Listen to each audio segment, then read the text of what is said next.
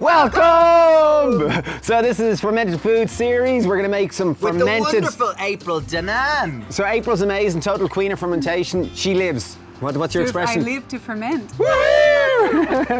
So April here is going to guide us through. We're going to make some fermented lemonade. Really wonderful drink. It's taking a traditional lemonade and just bringing the magical bacteria and wonderful health benefits of fermented foods. Ginger based. And it tastes absolutely delicious. So this lemonade is a fermented lemonade, and the whole base of it is taking ginger and creating a ginger bug, a fermented wonderful ginger magicness. And then we're adding kind of lemons to it and a sweet, it's just, yeah, fab. Here we go. So first step, we're going to take our ginger. We're using organic ginger just because it's going to be cleaner and there's going to be more bacteria and more yeast in it that are going to ferment better. If you can get organic, great. If you can't, do your best. We're going to chop it nice and finely, even roughly enough. It doesn't have to be too fine. So the next step, once your ginger is in your jar, pack it down a little bit and then put in 2.5 tablespoons of brown sugar, soft brown sugar, depending on how much or how large your jar is, and then gently filter the water down through until it's nearly full. Then I put the cap on and I just swish it back and forth just to dissolve some of the sugar, and I take the cap off again.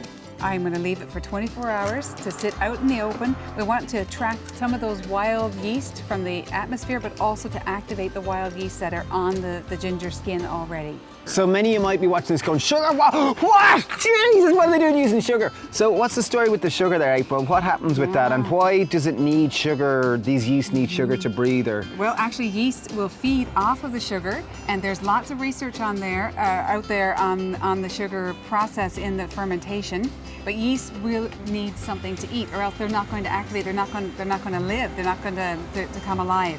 So what we want to do is activate it's called a lactic acid fermentation process, and literally we're feeding this little guy here. This is going to become a ginger bug, but we need to give it something to eat, and it's going to eat sugar.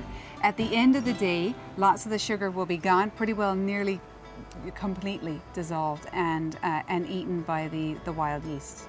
So the sugar will essentially be taken, it'll be transformed into kind of good yeast and good lactic acid. Yeah, absolutely. Lactic acid, which is usable in our guts and in our systems. So now it's 24 hours later, and we're going to put our cap on. But today and every day for about a week, we're going to pour a little bit of this guy off, a couple of tablespoons. We're just going to take this off. So we poured off some of the liquid. The next day, we're going to feed it a little more sugar, put a little bit more water in there, and top it up. And we're going to do this 3, 4, or 5 times during a week. During the week, to see how long it takes until this starts to actually bubble. So leave this in your kitchen where it's relatively warm, not overly cold, and you'll watch it, day by day, so you're not forgetting about it, because it's easily don't put it in the fridge or make it cold, because you will slow down or stop the fermentation So make sure process. It's in kind of a warm place. Warm place in your kitchen. So by discarding part of the liquid every day, that we're training the ginger bug into we're telling it what to grow, basically. We want wild yeast to grow. We don't want other organisms growing and flourishing in here. So we're taking off some of the liquid, we're discarding it, and then we're topping it up again to train it, just like any other mother starter. So 1 week later, we've got a living ginger bug, and what we're going to do is we're going to make some fermented lemonade. And this you'd refer to as the mother. This is a mother, this is a ginger. The official term is a ginger bug, and it's known actually internationally as a ginger bug. So fermenting ginger that will seed a drink is a ginger bug, B-U-G. So we've got a 2-litre jar here, and we're going to take 2 lemons. Yep.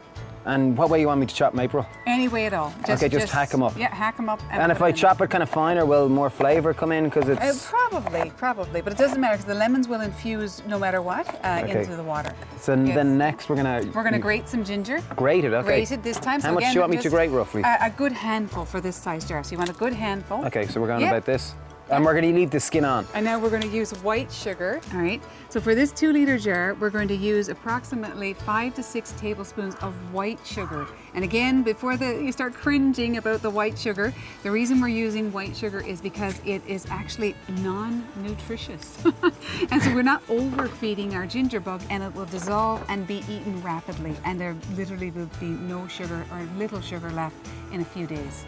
So literally what's happening here is the ginger and the bacteria are just going to feed on the sugar, and they're going to turn it into kind of healthy, good yeast for our stomach. Absolutely.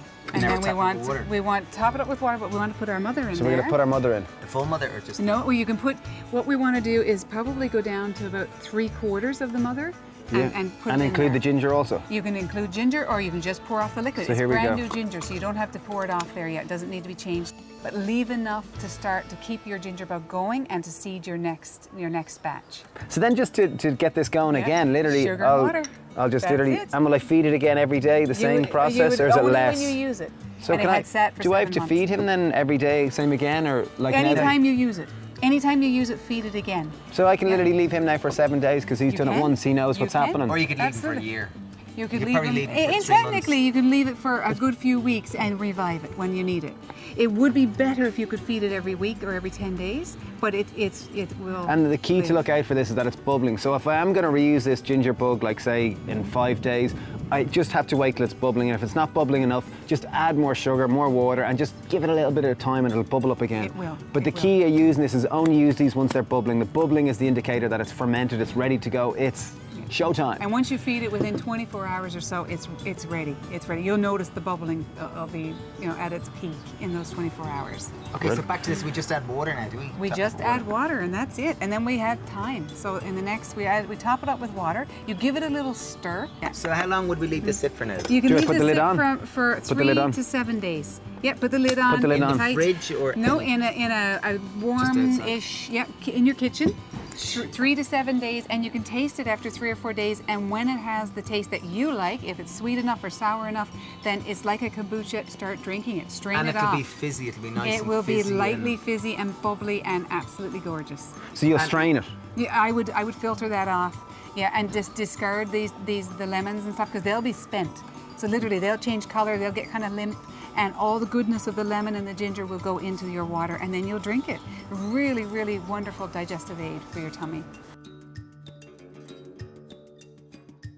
So if you do want to turn your lemonade into more, get creative with it, just make sure you're using dried herbs. Like you could put hibiscus tea, dry leaves, and it'll make it go pink, or you could put kind of a dried fruit tea in there. Like get creative, you can make it. You see this one here, April's put blackberries in it.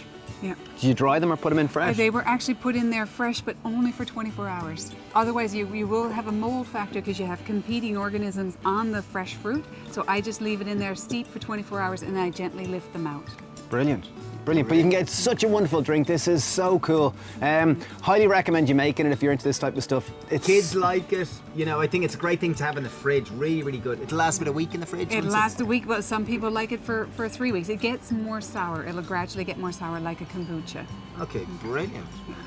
Thanks so much to April. You'll find April on Instagram, on Twitter, down in Skibbereen Market, Rebel Foods. Absolutely amazing lady. A modern, beautiful white witch. Thanks for watching. Give us a thumbs up and happy fermenting. Cheers. Bye.